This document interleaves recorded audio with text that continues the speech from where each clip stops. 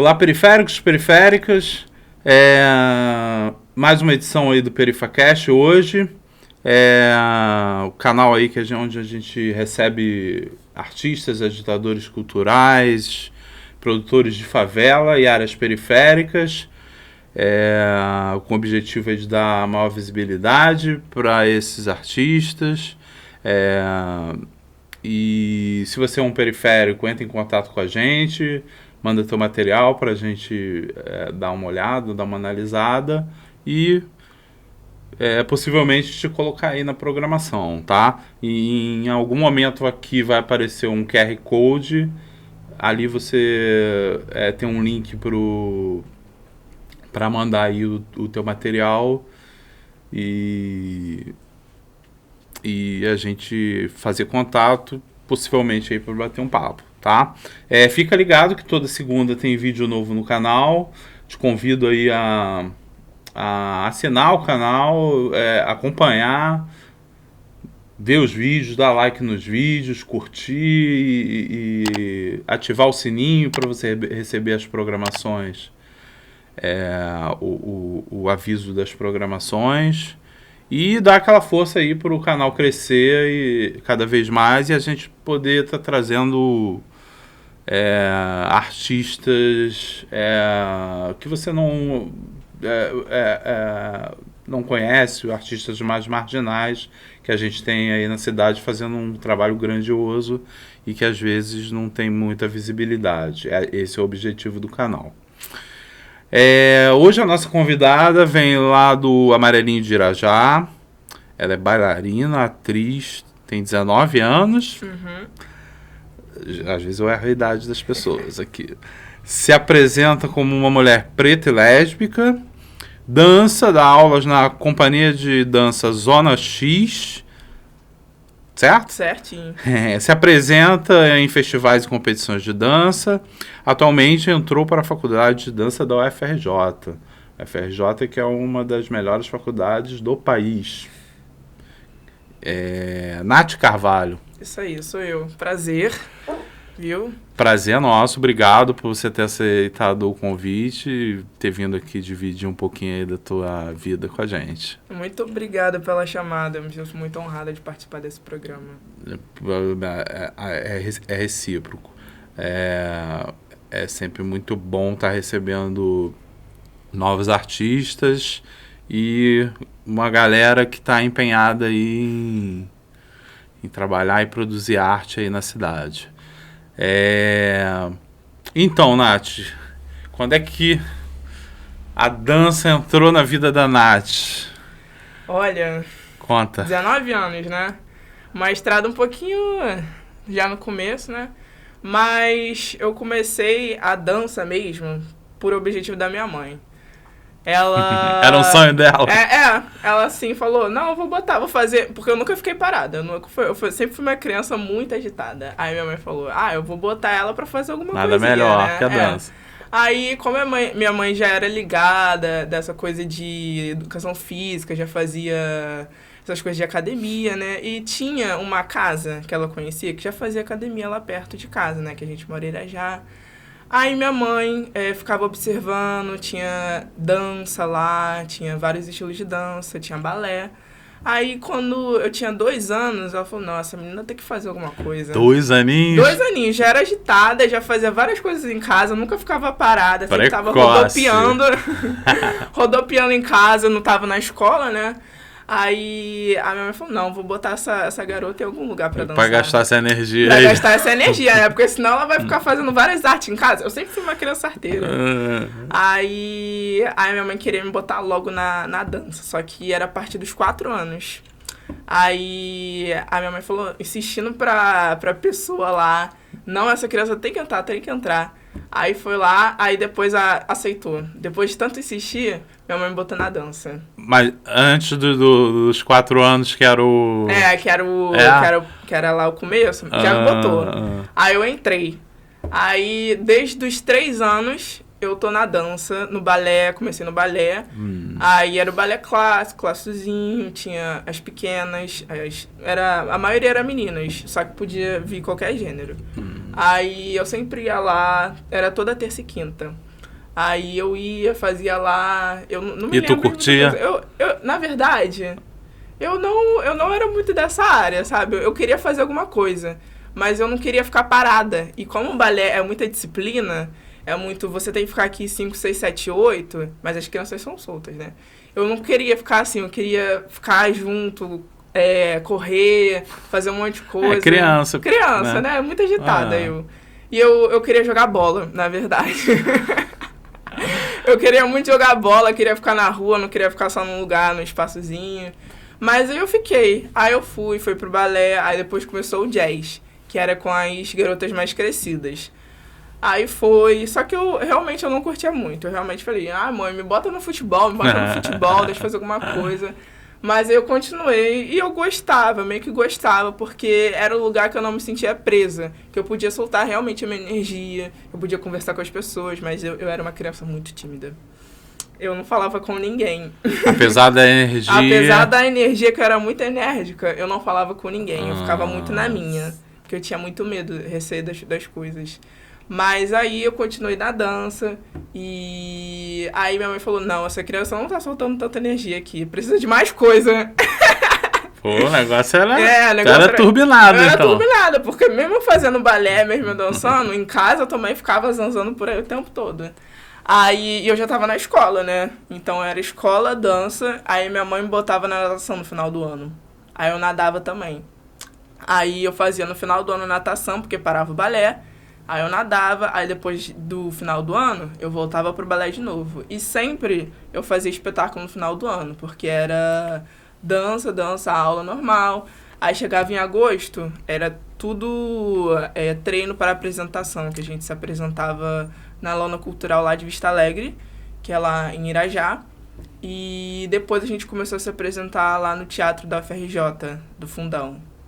Aí a gente sempre se apresentava, era público aberto e também era da família das pessoas lá da região. Aí era muito lindo, eu adorava. Então eu já tô com essa experiência de palco desde os 3 anos. Aí, quando eu era pequena eu não entendia nada, né? Minha mãe chamando ali e eu dançando assim, sem pensar. Mas aí eu fui crescendo e foi indo, assim. E essa é a minha experiência desde pequena. Então, assim, praticamente você não parou de dançar. Não parei de dançar. Não parei de dançar, mas era só aquela visão do balé, do jazz. Sim, uma coisa mais rigorosa, uma coisa mais centrada. Mas de certa forma foi, assim, uma iniciação, né? Foi. O contato ali mesmo que tua mãe empurrando, mesmo que mas... minha mãe começando. Ela... É aquilo, assim, eu acho que, sei lá, Beethoven em algum momento apresentaram um piano pra ele, com certeza, né? Ele viu de alguma forma. De alguma forma, exatamente. Então, assim, é legal essa coisa de... ou as coisas entram no teu caminho ou alguém te empurra Aí você começa a perceber as coisas, né? Exatamente. Como eu era muito tímida, eu acho que eu não teria essa... Eu não via a dança. Eu não sabia o que era a dança. Eu achava que a energia que eu tinha que transparecer era de alguma forma muito explosiva. Era de alguma forma que eu tinha que fazer alguma coisa de educação física.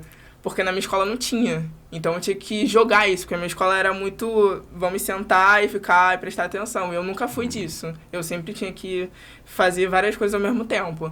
Então a minha mãe me botou no balé como se fosse uma forma de você explodir, só que dentro de um lugar e com uma pessoa te orientando. Então acho que isso é um começo bom.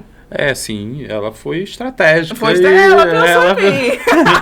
Exatamente, assim, se a gente for pensar bem agora, ela pensou certo. E olha você aí. Exatamente. E assim, quais são as suas influências? Quem que você se inspira hoje? Na dança? Depois que eu saí do balé, do jazz, foi com 14 anos, eu não gostava de me ver dançar, vou confessar isso. Eu não me achava dessa área, nem pensava em quero ser dançarina. Mas aí eu me mandaram um lugar que tava fazendo audição de dança pra uma outra academia de um outro estilo de dança, hip hop, danças urbanas, essas coisas. Aí eu falei, eu vou ver, eu vou conhecer, quero saber como é que é. Aí eu entrei e, tipo, foi como se você entrasse em outro país, sabe? Como se você visse outra forma de convívio, de humanidade. E Um choque cultural ali, né? Exatamente, um choque cultural, mas, tipo, perto de casa, muito perto de casa. E eu entrei e falei, nossa, eu realmente não sei nada. Não sei dançar. Mas aquilo me despertou um gás que eu nunca tinha sentido. Eu acho que foi a primeira vez que eu falei, nossa, como a dança é linda, como a dança é bela. E depois daquilo, eu acho que eu comecei a pensar na dança. Eu entrei naquele lugar que era um estúdio de dança, né? E era uma professora, ela é a que criou o Estúdio Monteiro. Por isso o nome dela é Jaqueline Monteiro. E ela é uma pessoa que me inspira muito, muito. Ela foi minha professora de dança durante 3 anos, porque eu saí agora, infelizmente. Mas a partir dela que eu comecei a me autoconhecer como pessoa. Porque eu não conseguia me olhar no espelho, não conseguia tirar foto, não conseguia me enxergar. Eu não me reconhecia como pessoa. E como eu disse, era uma pessoa muito introspectiva, além de eu soltar muito minha energia. E, tipo, depois de todos os ensinamentos dela, de tudo que ela me ajudou a reconhecer, a, tipo, não desiste, aquela coisa de, tipo, eu não sirvo pra dança, meu corpo não é pra dança, eu não consigo, porque eu era muito dura. Mas ela me olhou pra mim e deu a mão e falou, não, vamos. Ela não pensa só em, tipo, eu estou dando a minha aula e é isso, você tá me pagando, então vamos fazer a aula. Sim. Ela é uma pessoa que realmente quer ver a evolução da pessoa, se a pessoa também quiser. E eu tive muitas dificuldades, mas ela é uma grande inspiração pra mim, porque ela é uma mulher batalhadora também, ela desenvolveu também, ela era assim, trabalhava. Hoje ela tem 31 anos, então ela tá na estrada da arte já faz muito tempo e ela me fala como é difícil essas coisas. E ela é uma mulher preta, então é mais difícil ainda, infelizmente. Mas ela é uma pessoa que me dá muita força, muita força. Ela inspira pra mim, porque hoje em dia ela tá construindo tudo o que ela desenvolveu. Então ela é o começo da minha inspiração, por isso que eu não desisti. Esses são os mestres, né? Que a gente passam pela nossa vida durante a nossa estrada de vida e que a gente vai levar, né? Vai levar. Porque eles colocam na nossa vida um ensinamento de verdade, né? Então ela poderia ser só uma professora de dança, mas ela foi mais do que isso, né? Foi muito mais do ela que te isso. deu um norte, te deu um lugar para você, uma estrada para você seguir, além dança, né? Como ser humano, Como né? ser humano. Esses são os mestres de verdade, né? Que existe diferença entre o professor e mestre. Para mim, assim, professor é aquele cara que vai lá cumprir expediente, né? E depois vai embora. E depois vai embora, beleza, ele não tá. Se a Nath foi bem ou foi mal, pô, legal. Ele não se importa. Entendeu? Obviamente, todo professor quer que o aluno vá, né? Mas ele fica ali na página 1, né? A maioria dos professores fica ali, né? Eu vou passar um ensinamento. Se não capturou... Se não pegou, se não tudo pegou... bem. Você estuda por conta própria. Problema teu, exatamente. E aí o mestre é aquele cara que senta contigo e fala, é dança, mas vamos falar de vida... vamos falar de ser humano, de vivência. Exatamente. É outro nível, tá em outro nível, né? E ela sempre, tipo, me olhou com carinho, sabe? Ela sempre perguntou como é que eu tava, se eu chegava... Porque eu sou uma pessoa que transmito muito o que eu tô sentindo, eu me expresso muito, sou uma pessoa muito expressiva. E agora que eu tô me expressando mais, mas antes eu era, tipo, muito assim. Então, às vezes, quando eu chegava mal, ela perguntava pra mim como é que eu tava. Quando eu chegava muito feliz, ela queria saber como é que foi meu dia, sabe? E como eu digo pra todo mundo, eu acho que os lugares que eu passo, às vezes, são lares pra mim, porque a gente transmite um sentimento por ele. Então, o estúdio que eu fazia aula era como se fosse minha casa. Porque lá era onde eu me sentia bem, eu me sentia acolhida, me sinto acolhida, porque tem pessoas que me amam, é como se fosse uma família pra mim. Porque é coisas que a gente convive na rotina, no dia a dia. Então, é muito significativo, por isso que é um lar. Pô, legal, legal. Bacana você ter esse reconhecimento, né? Que é importante também. Sim. Quando a gente encontra pessoas assim, a gente reconhecer que a gente está na presença de pessoas que realmente estão sendo relevantes na nossa vida, que estão ajudando, estão somando coisas para construir a gente, né? Com certeza. Por isso que eu chamo de... Quando eu falo mestre, é outro nível e assim... Durante a tua vida vão aparecer alguns mestres, que nem essa professora aí, que você vai reconhecer, né? Você já reconhece isso, né? Nath, como uma mulher preta, lésbica e periférica, como é que a Nath enfrenta o mundo? Olha... Eu sempre costumo, assim, eu ouvi essa frase de alguém e tomei pra mim, assim, porque é muito forte, né? Eu vi um carinha falando numa palestra, ele falou, olha, se eu tiver que dar meu voto pra alguém me governar, vai ser uma mulher preta, LGBT e que venha da favela. Por quê? Porque ela atravessou, ela tá em todos os níveis que ela escolheu ou não escolheu, né? Porque ela vive, ela é pisada por grande parte da sociedade. Então essa pessoa é que eu quero me governando, porque ela sabe o que as pessoas precisam. Ela sentiu na pele o que é ser discriminado em vários níveis, né? Então eu te pergunto, assim, como é que a Nath, com essas escolhas de vida ou não escolhas, esses lugares que você está, como é que você enfrenta o mundo e como é que o mundo como é que a vida está te tratando? Olha, realmente é bem complicado, né, da pessoa ter força para seguir. Mas eu vou confessar que só em 2020 que eu, com muita ajuda, obviamente, de terapia, essas coisas, né, que eu parei por causa da pandemia. A pandemia prejudicou muita gente, como está prejudicando. E a gente teve que passar por uma quarentena, né? Então foi muito complicado, assim, ficar dentro de casa, isolado. Às vezes as pessoas não têm renda, como eu não trabalho, minha mãe não trabalha. Então você fica meio que desesperado com como vai ser o dia de amanhã. Sim. E minha saúde mental foi ladeira abaixo, foi muito prejudicada.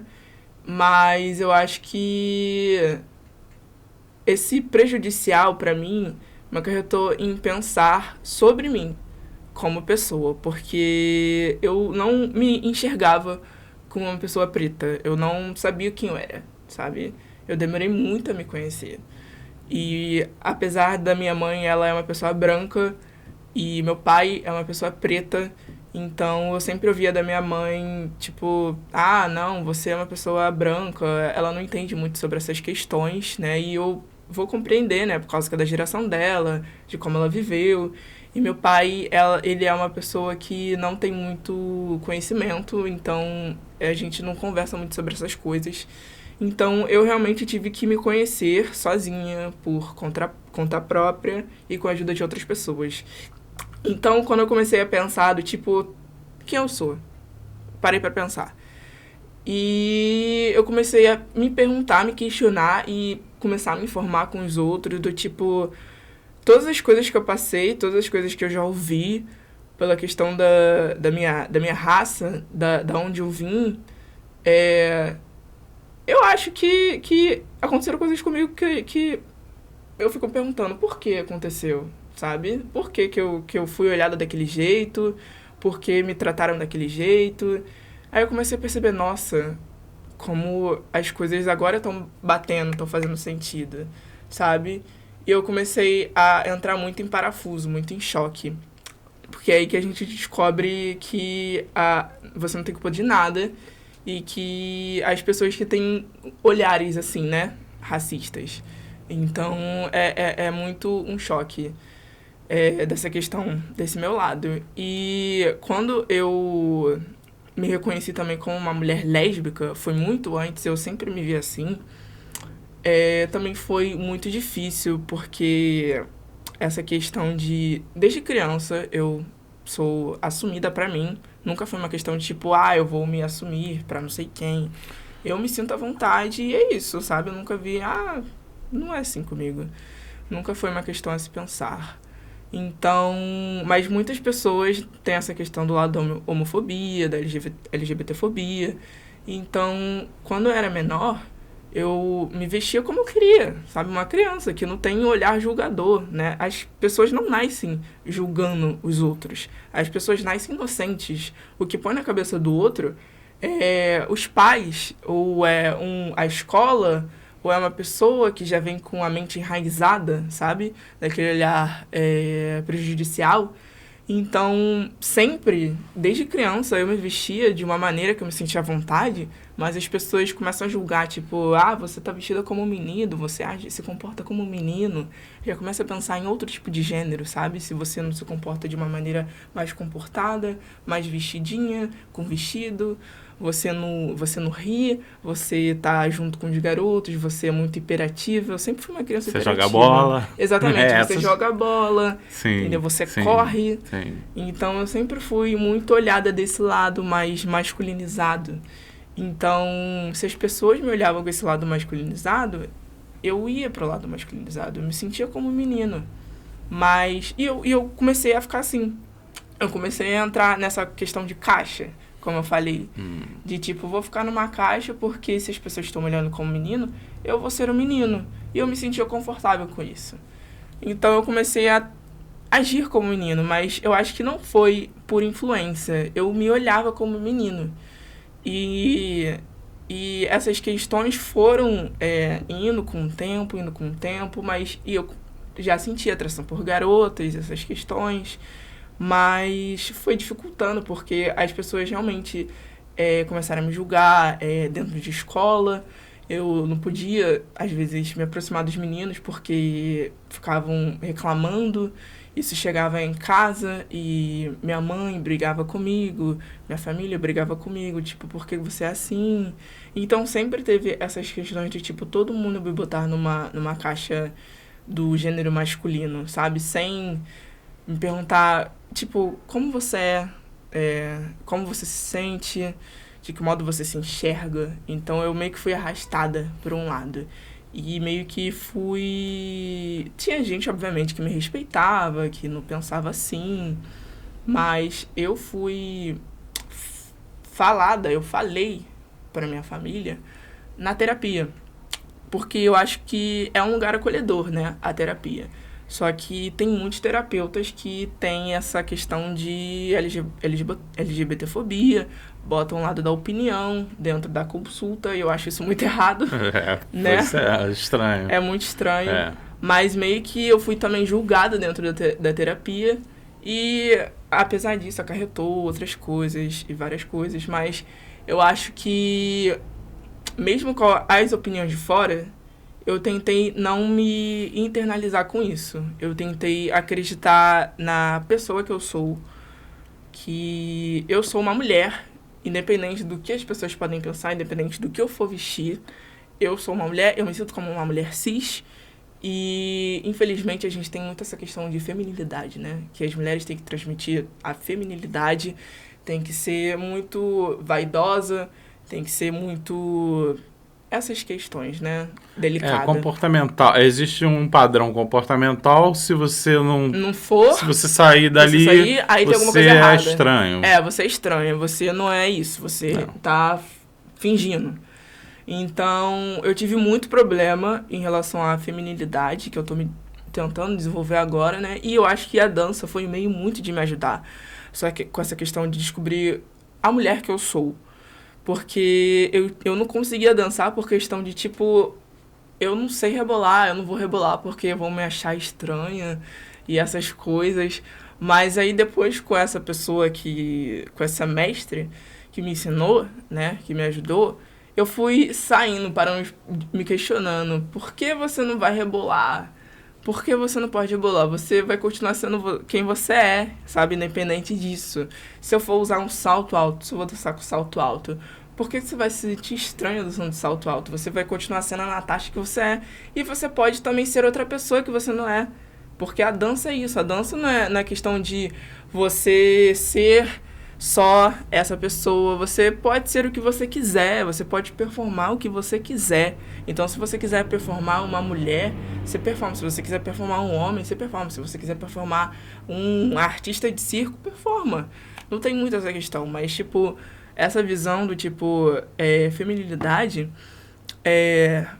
quebrou muito na dança. Porque você começa a se enxergar, você começa a pensar que não é uma linha reta que você tem que seguir.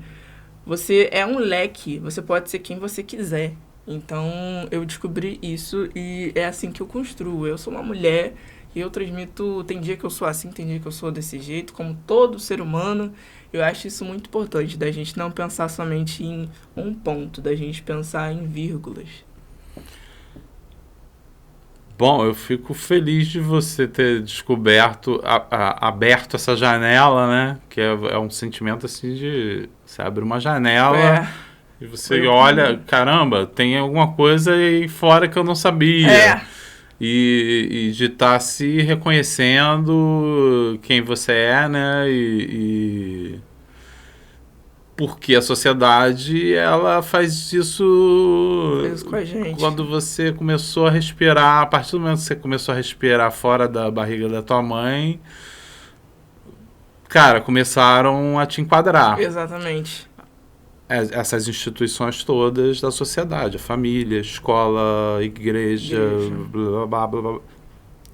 Tudo. É um sistema que é feito para te enquadrar em padrões. E aí, o que é o artista? O artista é aquele cara que ele quebra os padrões. A arte, ela por isso a dança foi importante para você. Sim. Mais que o teu terapeuta lá esquisito.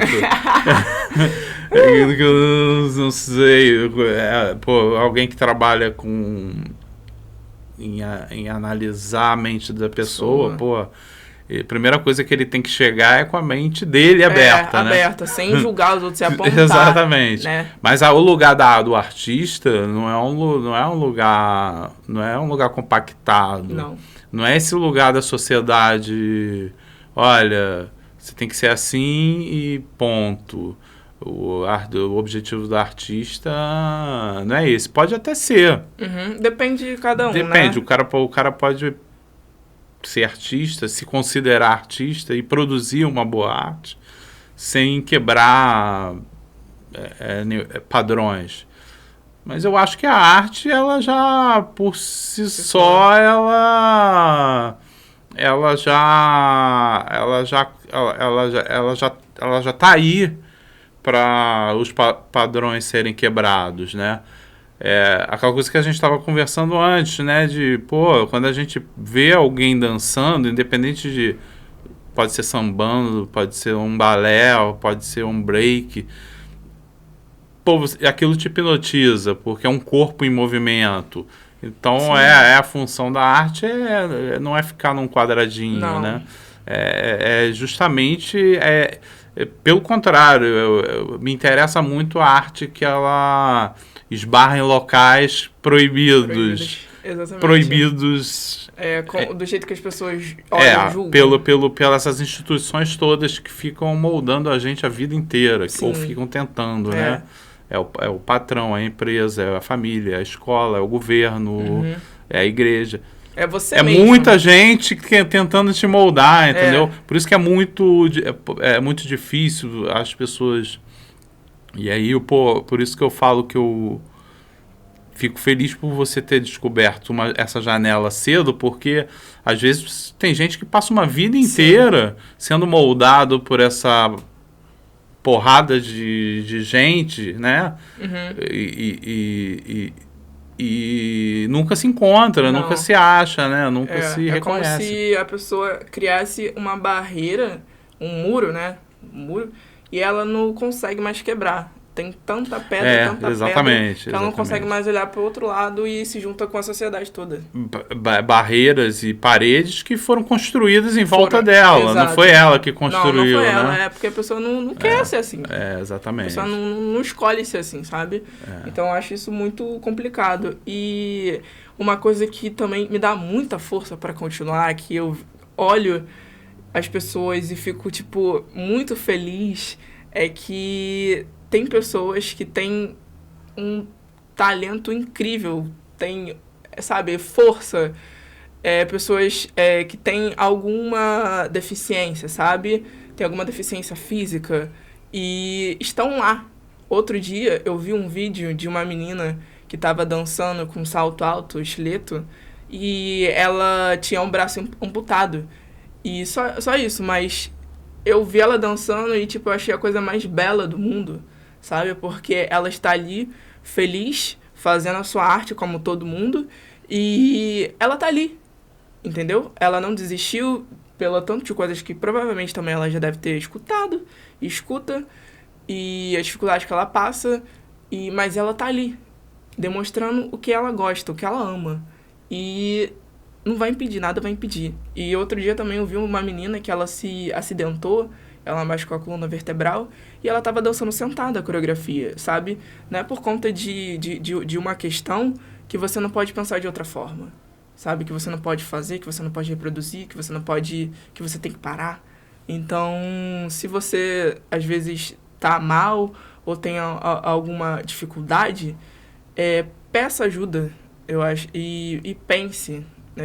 e continue, não desista, porque se é aquilo que você ama, existe alguma solução. E se você parar com aquilo, você não vai enxergar cor em outra coisa. Você pode até tentar outra coisa, né? Mas, tipo, aquilo que você ama, continua. É aquilo que vai dar vida a você. Exatamente. Essa questão dos... o cara que já tem uma deficiência física... ele já ou adquirida ou de nascença, não importa, o deficiente, ele já é automaticamente enquadrado com uma visão de que você não pode fazer impossibilitado.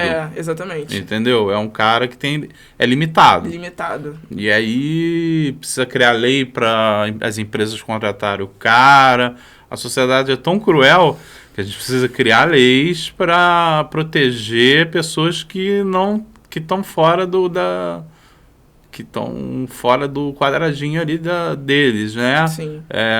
Tem que ter lei para proteger o LGBT, tem que ter lei para ter um deficiente na empresa do cara, porque senão esses caras ficam soltos. À margem da margem. À margem da margem. À margem da margem da sociedade. Literalmente invisíveis. Invisíveis, né? E às vezes pode até ter lei, mas e a lei? Vai ser complicado. Ainda tem... Ainda tem muitas questões. A lei não garante... a lei não garante essas coisas. Daqui no Brasil, a lei não...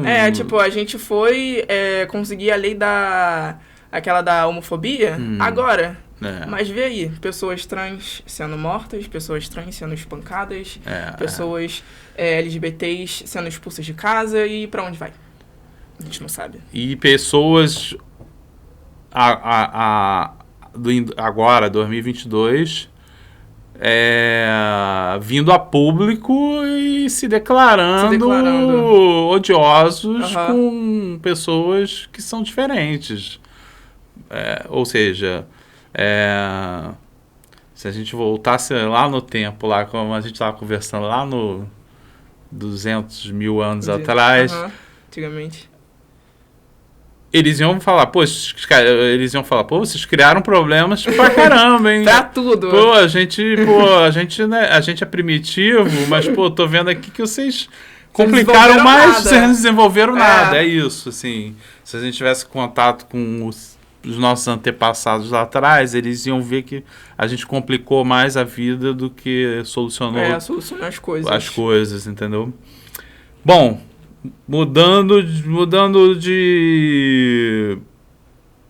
para conquistas, né? Eu vi que você está fazendo faculdade de dança na FRJ. Graças a Deus. Parabéns. Graças a Deus. Parabéns. Maravilhoso, assim, Aí a gente vai sempre esbarrar nesse papo, né? Mulher preta, lésbica, periférica e tá numa faculdade de ponta no Brasil, estudando. Fala um pouco dessa conquista, o que é para você estar lá na FRJ, fazendo o que você ama fazer? Olha, até hoje, agora, ouvir isso, uma pessoa falar, nossa, você tá na FRJ, pra mim é surreal, porque é a faculdade, entendeu? E como a dança, ela ainda tá, ela não tá no começo, porque a dança sempre existiu, como já falei pra você, mas, infelizmente, a dança, no lado de profissão, ainda tá muito no início. As pessoas não enxergam, você dança, você... Tá, mas qual é a sua profissão? É como se perguntasse, você faz o que da vida?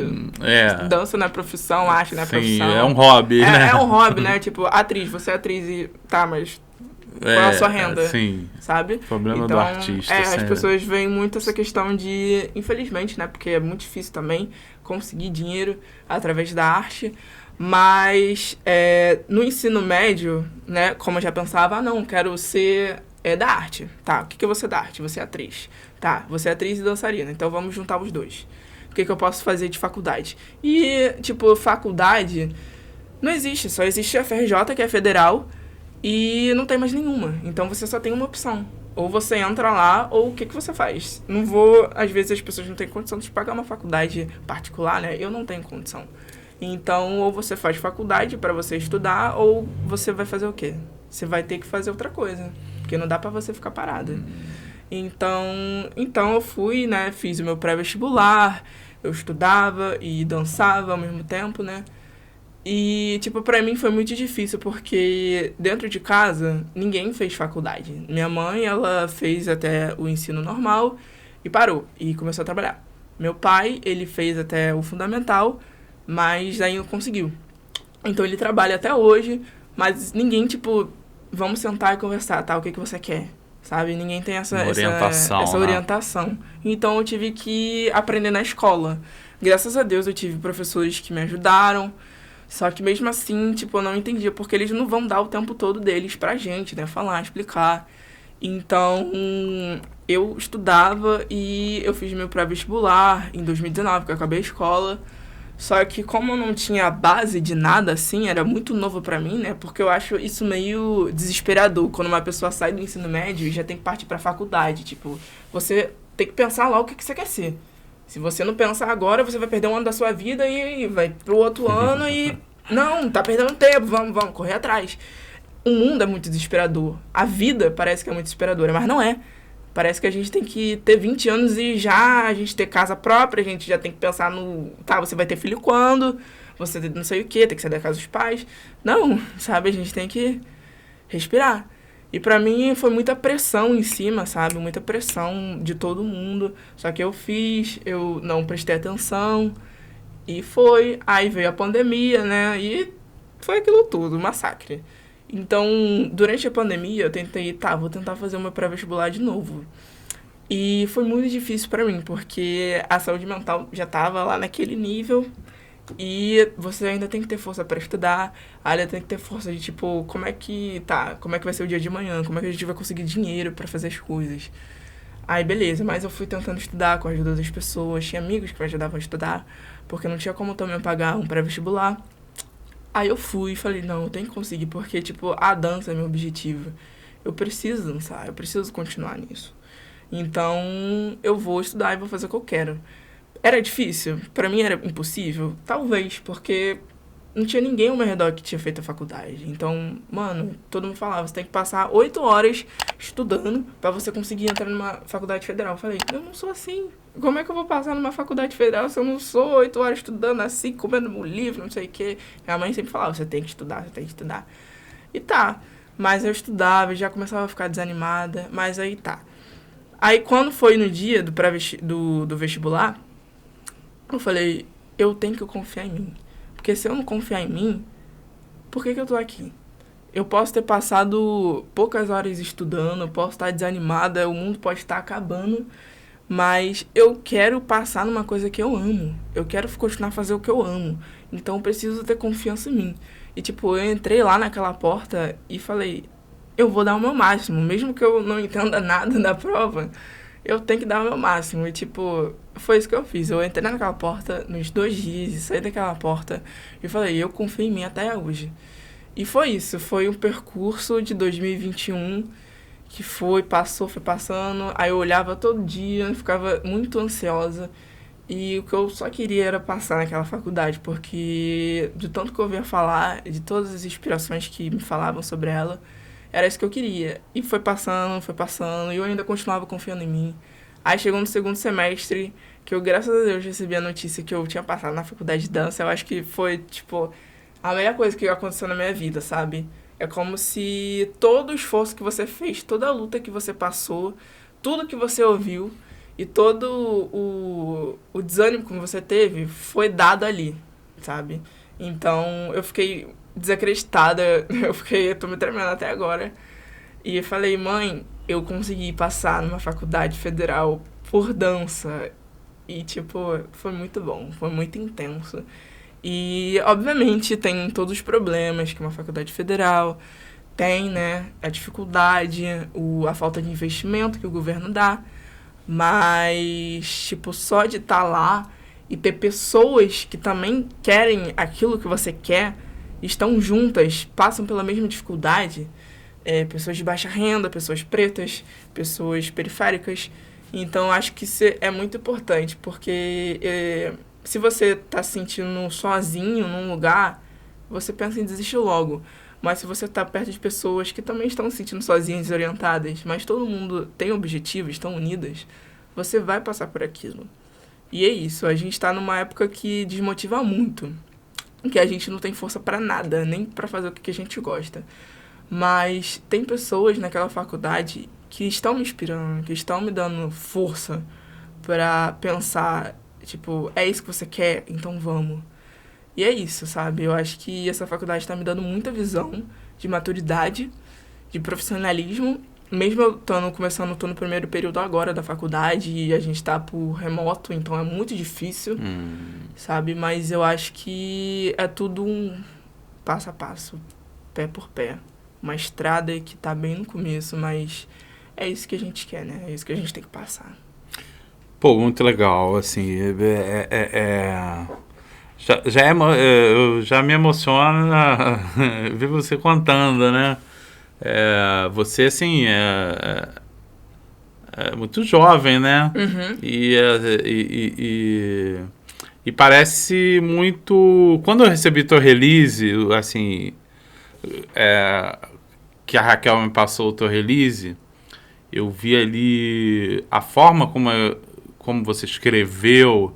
A gente percebe, né? A escrita também é uma coisa muito forte, né? Sim. Eu percebi algumas coisas ali que eu falei... Tem uns pontos que ela toca aqui que, assim, foram... E aí você tá me entregando isso agora no bate-papo. São, assim, pontos de conflito que ela teve na vida dela e e de recompensa, né? Por isso que eu te perguntei como... Eu queria saber o processo dessa conquista, né? E eu vi no teu release ali coisas muito fortes, por isso que eu puxei o... Eu vi que você ali frisou muito que eu me reconheço agora como uma mulher preta e lésbica, e a coisa da faculdade de dança, eu vi ali que eram 2 pontos que eu falei, pô, esses 2 pontos aqui, eles foram um ponto de virada na vida dela, né? Como num filme, né? No filme clímax. Você tem aquele, aquela hora que acontece aquela virada e você, opa, alguma coisa aconteceu ali. Alguma coisa aconteceu. O clímax. A gente chama de ponto de virada. Então, acho que esses 2 pontos, acho que foram importantes na sua vida e foram pontos que, tipo, dali você... Opa, é isso. Como você fez uma escolha. Um direcionamento. E pegou uma estrada, né?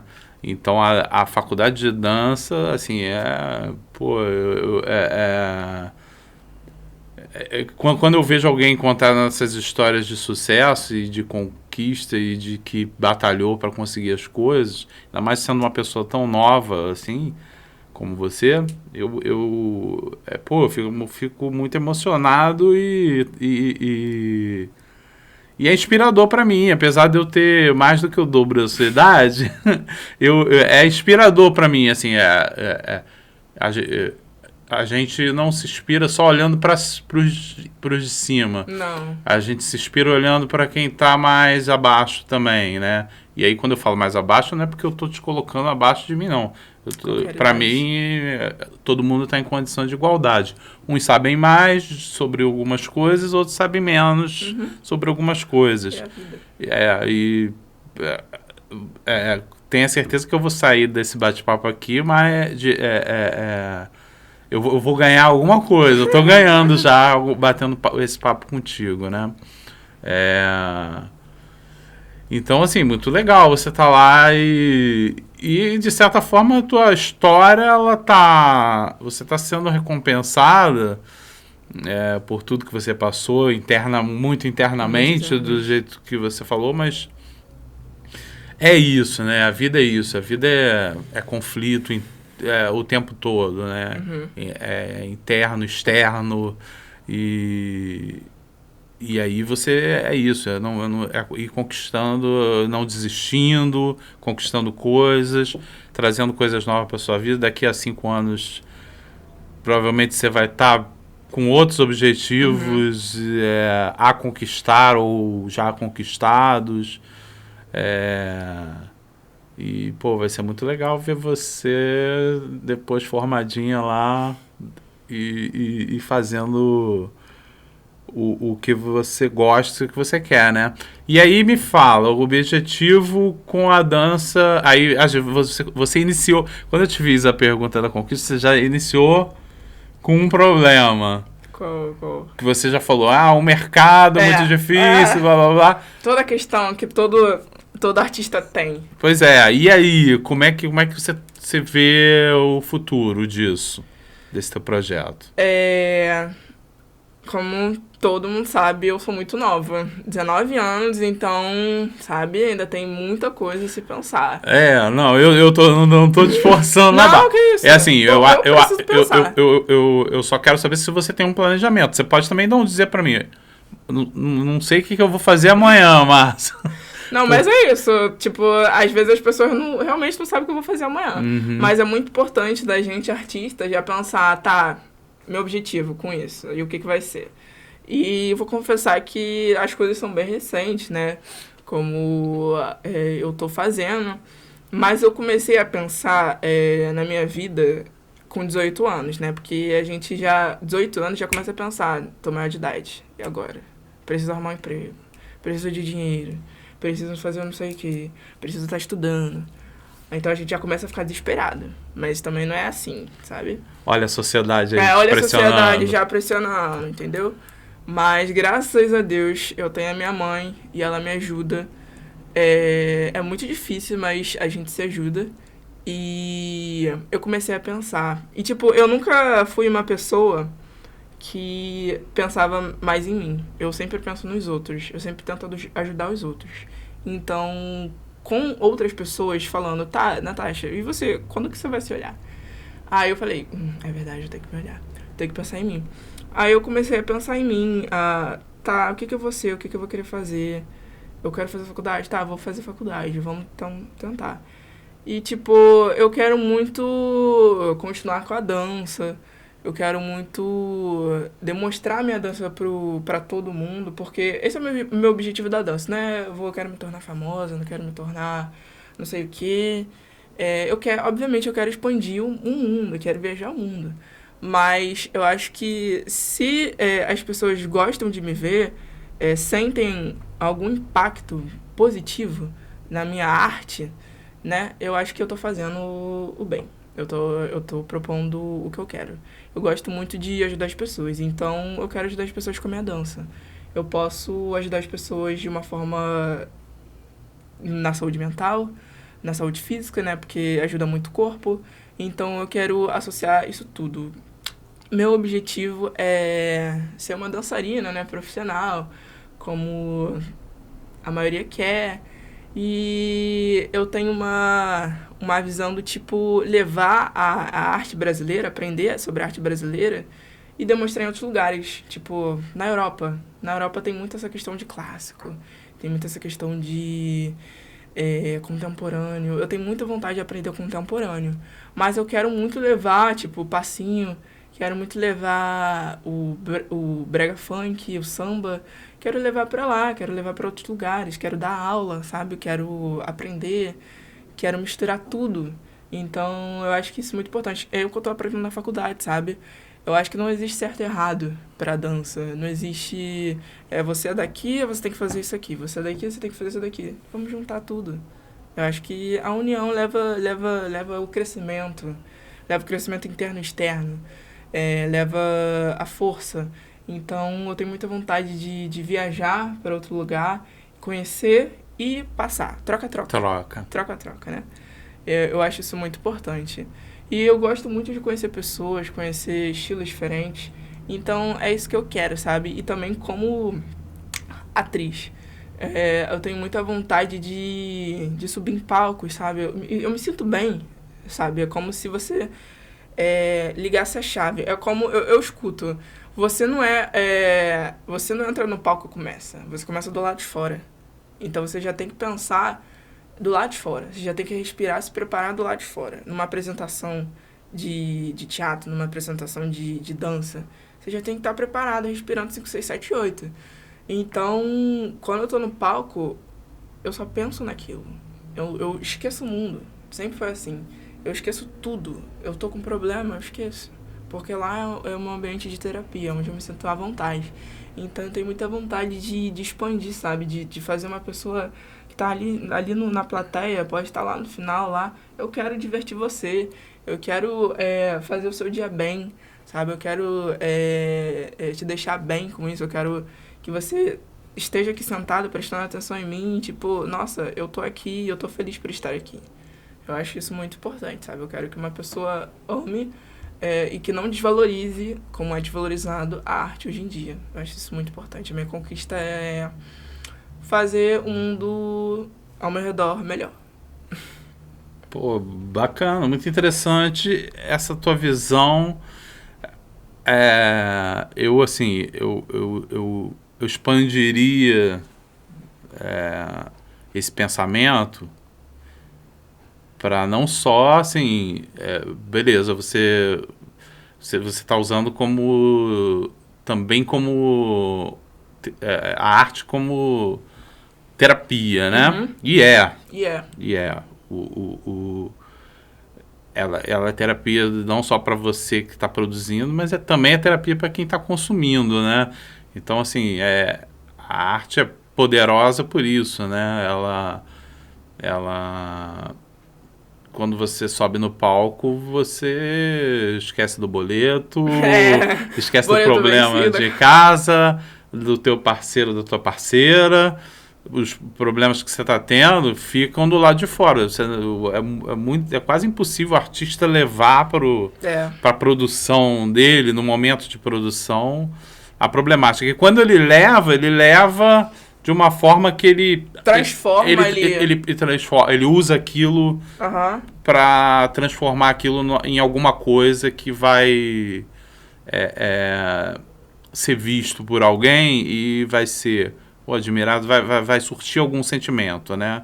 Ou vai ser admirado, vai ser odiado, ou vai causar espanto. Como, passando aqui para lembrar, como já aconteceu comigo, que foi realmente isso, que aconteceu uma coisa comigo e eu tentei transformar no momento, sabe? Eu pensei, não vou desistir. Porque teve uma apresentação de teatro que eu tive ano passado e, infelizmente, eu quebrei meu dedo.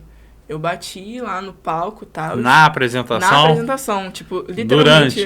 Durante a apresentação, eu corri para um lugar e... no palco. E, tipo, na hora eu senti meu dedo virou e tal. Foi terrível. Eu comecei a chorar tudo. Foi um desespero só. E, tipo, eu desesperada, todo mundo desesperado e continuando lá.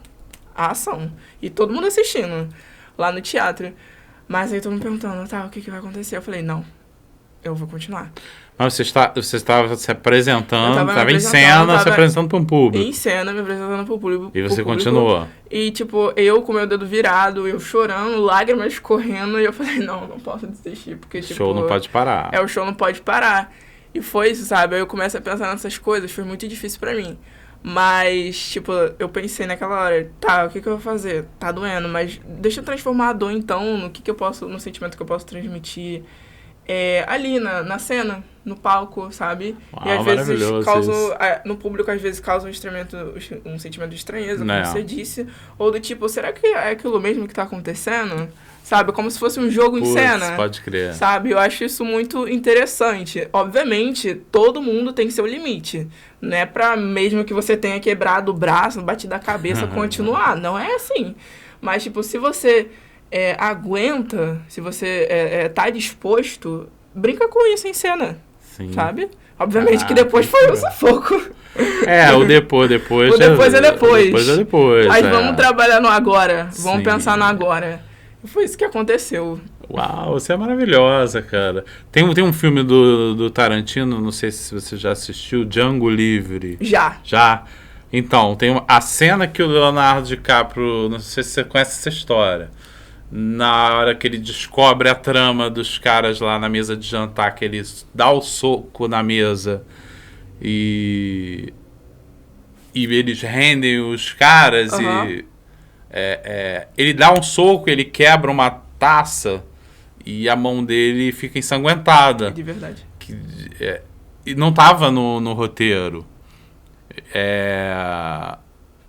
E aí ele continua a cena com a mão ensanguentada.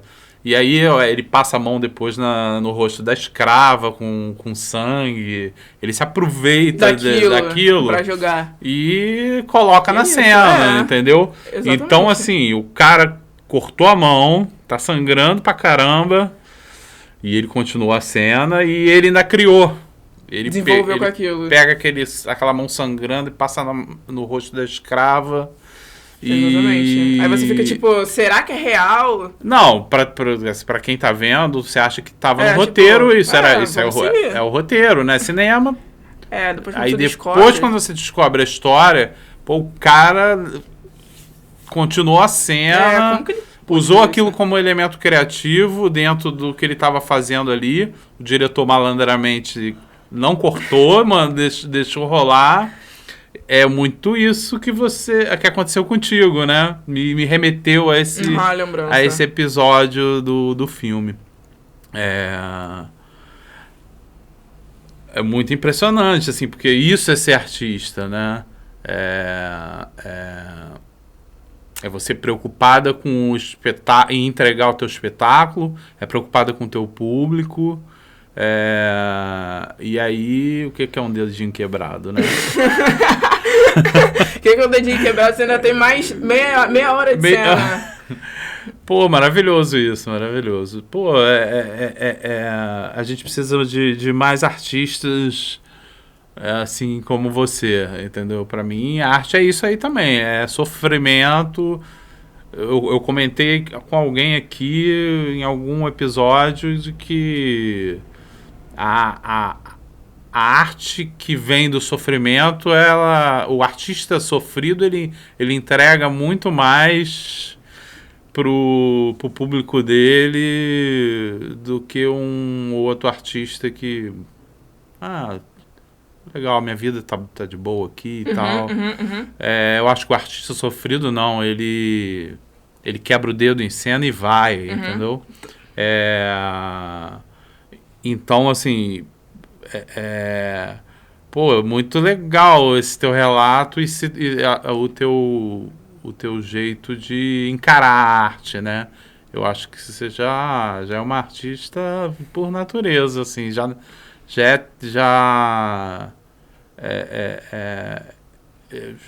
eu já vejo que é vocação, né? Porque quem faz isso já tem uma predisposição para atuar e para entregar um trabalho de atuação que está se preocupando com o que está fazendo, ou com né? o outro também. Ou com quem está recebendo, né? Que o artista tem essa coisa do terapêutico, né? Que a gente está tanto falando, né? De arte como terapia. Tem esse clichê de que a arte salva e tal, que é desgastado pra caramba, todo mundo fala, né? A arte salva. É óbvio que a arte salva. Mas é isso, eu vejo muito terapêutico, assim, pra mim sem a arte Sem a arte é muito difícil de muito seguir. difícil de viver, né? Exatamente. E os gregos antigos enxergavam a arte. Antigamente não tinha terapia, não tinha psicólogo. A arte era terapia. Exatamente. O cara ia pro teatro lá, o anfiteatro lá aberto, assistir uma peça, porque ali ele ia se entender através daquela peça ali, ele ia se reconhecer, ele ia se entender, ele ia para casa refletindo sobre ele mesmo. Exato. Entendeu? O teatro grego, ele servia muito a esse propósito, era o psicólogo da época.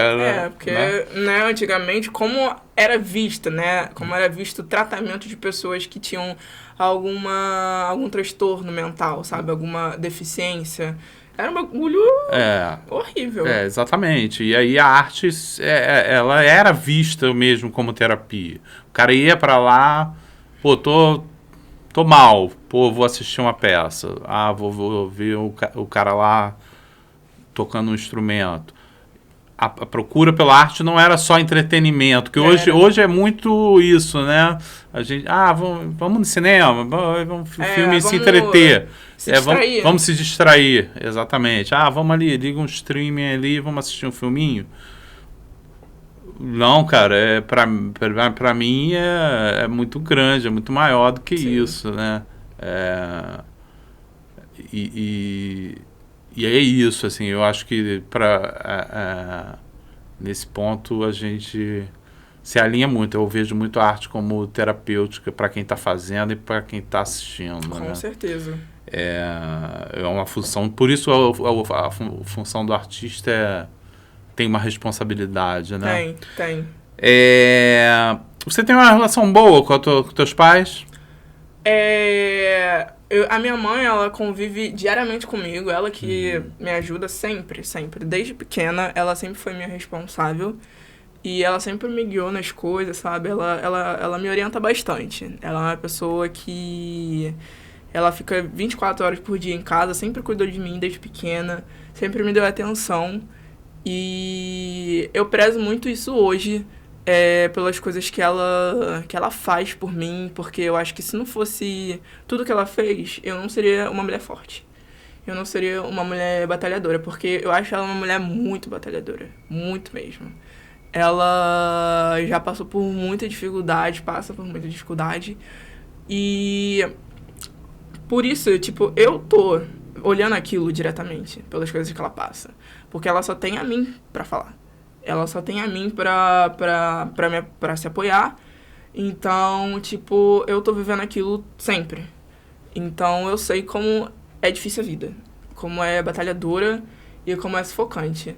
Mas tem algumas coisas que, se eu não olhar pro lado, se eu não sair, se eu não respirar, eu vou ficar, tipo, numa bolha, sabe? Eu vou ficar presa e vou achar que tudo é ruim e que não tem mais solução para as coisas.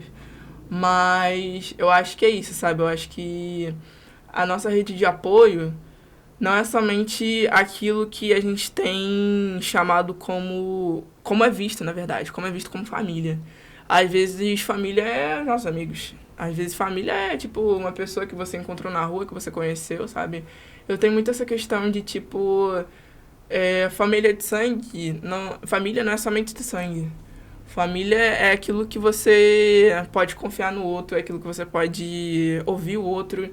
Eu sou muito uma pessoa que gosta de acolher os outros, que gosta de ouvir os outros. Então, tipo, se eu ouvir uma pessoa na rua que parou pra falar comigo, ou eu parei pra falar com ela, e a gente bater um papo assim, tranquilo, pra mim eu já considero como família, sabe? Se a pessoa se importa comigo, ela já é uma família pra mim, porque ela tá cuidando de mim. E eu tenho uma relação mais ou menos com meu pai. Meu pai, ele não é tão presente comigo, como muitos pais aí são, infelizmente, ausentes. Mas eu acho que toda essa questão da minha família foi uma questão a se pensar também, a não me prejudicar, sabe? A não me limitar e falar, nossa, cara, será que eu mereço isso mesmo? Será que eu mereço a família que eu tenho? Será que é tão difícil assim viver? Mas aí, obviamente, com a ajuda eu fui pensando que família não é só isso. Família é as pessoas que realmente se importam com a gente e que estão ali, sabe, ajudando. Então, eu admiro muito a minha mãe, muito mesmo. E eu acho que ela é uma rede de apoio pra mim. Só que também tem outras redes de apoio que são muito importantes pra mim e que me dão esperança de continuar aqui, tipo, acreditando no meu potencial, acreditando na minha arte e me motivando a seguir em frente. Entendi. Eu gosto sempre de saber como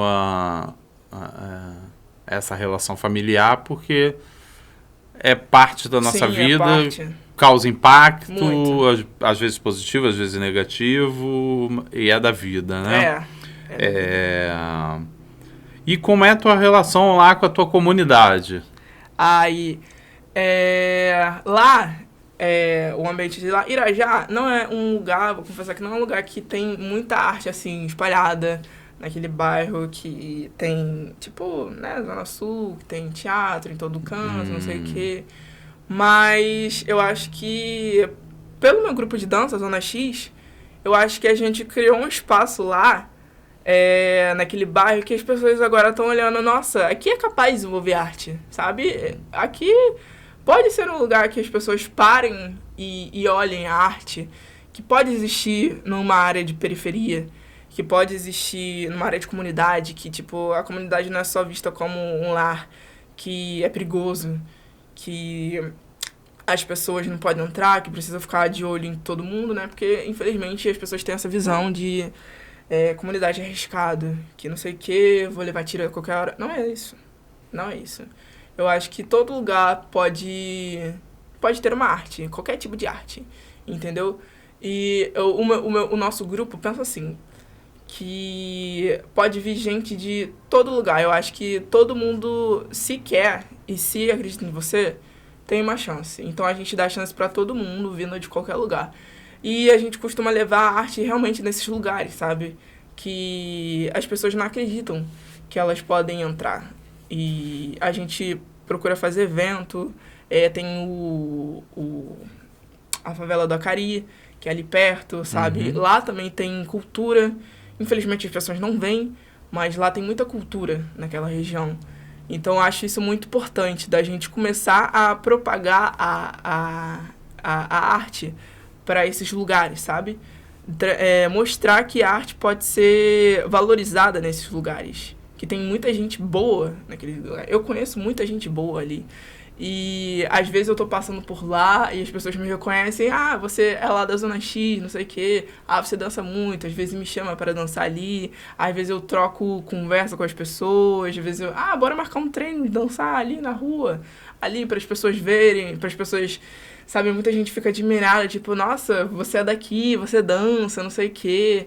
Eu acho isso muito importante, muito interessante e, tipo, muito significativa, porque tem gente, né, crianças, sabe, que nasceram agora e não tem, tipo, contato com a arte, né, porque na favela as pessoas geralmente ficam pensando só em, como é que eu vou viver, né, a partir de agora, como é que vai ser o dia de amanhã. Mas às vezes pra olhar e fala, mãe, eu quero ali, eu quero dançar, eu quero participar ali, eu quero conhecer aquela pessoa. E fica, tipo, olhando assim, fica admirada. Tipo, ontem mesmo, tava com o meu grupo de dança dançando e tinha uma garota lá que entrou e começou a dançar com a gente. Eu achei aquela coisa mais linda, sabe? Porque não tem idade, não tem local, não tem gênero, não tem raça, sabe? Todo mundo pode soltar o seu corpo, não tem limitação. Então, por que aquela pessoa que tá lá na favela não pode dançar? Sabe? Por que aquela pessoa não pode acreditar que ela tem potência? Que ela pode demonstrar aquilo? Então, eu acho isso muito importante, da gente começar a acreditar no que os outros podem demonstrar vindo de qualquer lugar, sabe? Vindo lá de cima, vindo lá de baixo, vindo de uma ponta, vindo de outra, vindo de uma zona. E é isso, sabe? Da união, do conjunto. E o meu grupo tem muito dessa questão de vamos se unir e vamos demonstrar nossa arte para quem se acha desfavorecido. Eu acho que isso é o mais importante pro nosso grupo, sabe? Da gente demonstrar que a gente pode vindo de baixo. E mostrando para quem é de baixo também, sabe? Não tem essa... Sim, assim, também é importante essa coisa de você doar, né, pro local, pro território onde você tá, né? A gente tem essa ligação também e isso é ancestral também, né? Sim. O terreno onde a gente habita, a gente cria uma relação com ele, né? E com as pessoas que estão ali. Então, eu acho que também é função do artista fazer essa entrega, né? De estar ali no teu território propagando o que você faz, o que você aprendeu. E não só propagando, mas também levando essa função terapêutica aí, né? Do cara parar e te ver dançando na rua e parar para olhar, né? Mesmo que seja até por entretenimento. Ele parou ali, ele já deu uma viajada, atenção, né? Ele já esqueceu do problema que Exatamente. ele estava ali. Então é legal essa entrega também do artista no território dele, né? Essa relação. Por isso que eu te perguntei como é que você se relaciona lá com a tua comunidade. E é isso. E aí uma das funções nossas aqui do canal é essa de pegar esses artistas e tentar pulverizar isso, entendeu? Exatamente. Uma coisa que eu também penso muita gente tem um olhar do tipo, se você tá olhando pra uma pessoa que é da Baixada, sabe? Baixada, você escuta a Baixada e já começa a pensar, como é que é lá? Já começa a botar aquela coisa aquele estereótipo lá, né? E, tipo, eu não escuto muita... Agora eu tô escutando, graças a Deus, felizmente, que existe muita gente boa dançando na Baixada, sabe? Em regiões que a gente não conhece da Baixada. Então, acho muito importante também eu acho que cada comunidade conhecer outra comunidade. Às vezes você não tem conhecimento daquela região, mas tu vai pra algum lugar e a outra pessoa de outro lugar vai pra esse lugar e vocês começam a se comunicar, e vocês começam a trocarem um papo, sabe? Uma comunidade com outra, aí você vai pra lá, depois você vai pra outro canto junto com aqueles. Eu acho que isso é muito importante, sabe? Porque não existe... infelizmente, às vezes existe guerra, Mas não existe essa coisa da arte ser separada. A arte é junta, sabe? A arte é compacta. A arte é esse poder de a pessoa tá trocando lá, você é de um lugar e de outro, mas quando você tá dançando, você não se importa de onde a outra pessoa veio. Você só quer estar junto, você só quer estar divertindo com o outro, só quer estar trocando. Eu acho isso muito importante. Acho isso muito importante mesmo. Sim, criar redes, né? É aquele papo que a gente estava levando antes, né? Da cidade particionada, né? Aham. Culturalmente. Uma área não se comunica com a outra, o artista da Zona Oeste não conhece o artista da Zona Norte. As políticas públicas também não criam caminhos para que isso aconteça.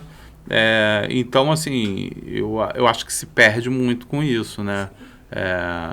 Essa falta de ligação entre os artistas, o que dá, quando acontece, resulta em muitas coisas boas, né? Sim. Às vezes em projetos, às vezes você se junta com um fulano lá de outra área, firma, vamos fazer um evento, alguma coisa assim, já vira um projeto, né? E dali daquele projeto desenvolve outras coisas, Exatamente. Quando eu comecei a dançar em Bangu, eu fui pra Zona Oeste, eu comecei a conhecer muita gente boa, muita gente vindo de vários lugares, sabe? Às vezes não é só da Zona Oeste, às vezes todo mundo de vários anos vem pra um lugar, um centro e, começa a se conhecer. Eu acho que foi muito importante esse meu perder essa barreira de conhecer outras pessoas, de ter contatos e de ter essa união. Eu acho que isso desenvolveu muito a, crescer. Fala um pouco lá do teu grupo de dança lá, o Zona X. Aham. Eu entrei nesse meu grupo de dança no início de 2020, ainda não tinha pandemia, e ele realmente começou em 2020. Era um garoto, que é o diretor do grupo. Ele é lá da região, ele é da comunidade lá do Para, que é ali perto ali em Irajá mesmo, só que em outro lado. Aí eu não conheci ele naquela época, né? Aí quando eu tava trabalhando em um lugar, eu conheci ele. Aí ele me explicou que ele tava começando com um grupo de dança e não sei o quê. Aí eu me interessei, eu também danço, não sei o quê. Aí a gente começou a conversar e eu entrei nesse grupo de dança, bem no comecinho. Acho que era um mês que tava fazendo de dança e ainda tinha algumas pessoas, mas era só amigos, conhecidos. Eu era a pessoa que era de fora, não conhecia ninguém. E eu acho que esse grupo de dança é uma grande força pra mim, sabe? Me fez amadurecer, tá me fazendo amadurecer bastante. Como eu entrei em 2020, começou a pandemia e foi difícil, né? A gente tava ensaiando, aí depois parou, ficou em casa, quarentena. A gente começou a criar projeto de fica em casa, as pessoas começarem a prestar atenção, a não sair, não aglomerar, ficar em quarentena, e começar a desenvolver projetos de, apresentar a modalidade de dança para as pessoas, explicando, né? Porque tem gente que não conhece. Então, a gente começou a criar projetos online. Eu acho que isso é muito interessante, sabe? Porque como a quarentena, ela prejudicou todo mundo, e todo mundo ficou em casa, com um abismo insuportável, a arte foi um meio de ajudar as pessoas, né? Teve live, teve espetáculos de dança gratuitos. Então, acho que a arte foi muito importante nesse momento. E a gente também tentou entrar nesse meio. E depois da quarentena, aí a gente voltou, a gente começou a ensaiar. A gente tem muito disso, de não apontar o dedo para ninguém. Porque se você gosta de dançar, se você tá disposto, vem entrar, vem conhecer, vem se jogar, né? Você tem que ser uma pessoa profissional. O nosso grupo é um grupo acolhedor. É um grupo iniciante, tá bem no início ainda. A gente tá em 2022, acho que faz 2 anos, né? Vai fazer 2 anos agora em janeiro. Que a gente tem esse grupo, então, tá bem no início, mas a gente pensa muito na questão de estudo, desenvolvimento. A gente participa de competição, a gente participa de amostra, a gente participa de dança, evento. A gente gosta muito de... Eu, como sou uma pessoa que dou aula, coreógrafa de lá, Eu sou uma pessoa que penso nos outros. Eu não quero que ninguém fique de fora, sabe? Eu quero dar chance pra todo mundo. Então, eu acho que se você tem esse foco de eu quero transmitir a minha arte pros outros, eu quero seguir com realmente que essa é a minha carreira, eu quero ajudar o outro, como eu fui ajudada, graças a Deus.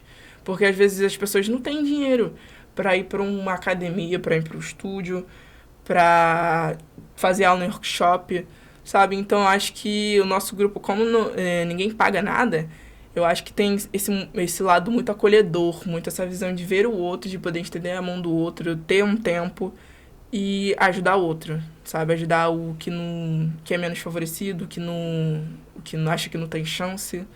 É muito essa questão de também se importar, né? E a gente tem... É tipo uma família, sabe? É como se fosse uma família. A gente não só pensa na dança em si, a gente pensa no que a gente pode propor para os outros. A gente gosta de fazer clipe, a gente às vezes marca, vamos se encontrar e vamos dançar na rua para conseguir dinheiro, sabe? Porque a gente realmente não tem dinheiro para em eventos assim, que às vezes a gente tem tem que pagar. Então a gente se junta, vamos dançar na rua, vamos arrecadar dinheiro, sabe? Transmitir nossa arte na rua, também é uma questão de ser visto. Legal. E então a gente faz de tudo pra gente não desistir. Obviamente que tem dificuldade, como toda pessoa e todo grupo de dança tem dificuldade, mas eu acho que eu não quero desistir disso, como eles não desistiram de mim quando me deram essa chance. Então eu não quero desistir disso, eu quero continuar com isso e quero ajudar as pessoas que estão nesse grupo a seguir em frente. Eu acho que isso é muito importante para quem não acredita e para quem não é olhado, como você faz isso para todo mundo. Esse podcast é para as pessoas que não são vistas, infelizmente. Então acho que isso é muito importante de continuar e fazer a pessoa acreditar, como o nosso grupo faz, e eu faço que o nosso grupo acredite. Nath, cara, que você é grandona, hein? Você tem 19 não só de tamanho. Não só de tamanho, não. Tamanho não é documento. É verdade, é verdade. Você tem 19 só no calendário. Você tem uma maturidade gigante já. Parece que você viveu 40 anos. E ainda tem muita coisa. Tem, cara. E você já tá num caminho maneiro pra caramba. E, pô, te desejo sucesso. Você é sensível, você é madura já. Apesar dos 19 aninhos, pô, apresenta uma maturidade que não é tão comum, né? E a tua sensibilidade, a tua visão de arte, pô, é maravilhosa. Fiquei super emocionado de te receber aqui. Obrigada, filho. Agradeço muito a tua presença. Pô, vou ficar torcendo, a gente aqui vai ficar torcendo pelo teu sucesso, te acompanhando, né? E quando quiser voltar com novidades... Vai ser uma honra. Pô, conta aqui com a gente, tá bom? Muito obrigada, viu? Muito obrigada mesmo. Pô, valeu mesmo. Adorei esse encontro. Fala pro pessoal aí onde é que eles podem te encontrar aí nas tuas redes sociais. Eu tenho o meu Instagram, que é lá onde posto os meus vídeos, posto a minha arte lá. É só me seguir no @Naty, Naty, _ Carvalhou, termina com OU, que você vai estar sempre acompanhando o que eu posto e vendo as novidades que vão seguir. E é por lá que você pode falar comigo, pode me comunicar, pode me chamar. E é isso, só seguindo em frente. É isso, Nath. Obrigadão, tá? Obrigada. Pela tua presença. Muito obrigada. Esse foi o PerifaCast de hoje, né? Semana que vem, toda segunda, né? A gente tem um novo episódio. Fica ligado aí que toda segunda um convidado novo a gente traz para vocês ficarem conhecendo. Te convidar novamente aí a curtir o canal, assistir os vídeos, dar like, comentem. Não esquece aí de clicar no sininho para ser avisado sobre os novos programas, tá? E dar uma força aí pro canal, seguir em frente aí pra gente tá sempre trazendo gente maravilhosa tipo a Nath. É isso aí. Tá bom, pessoal? Até a próxima.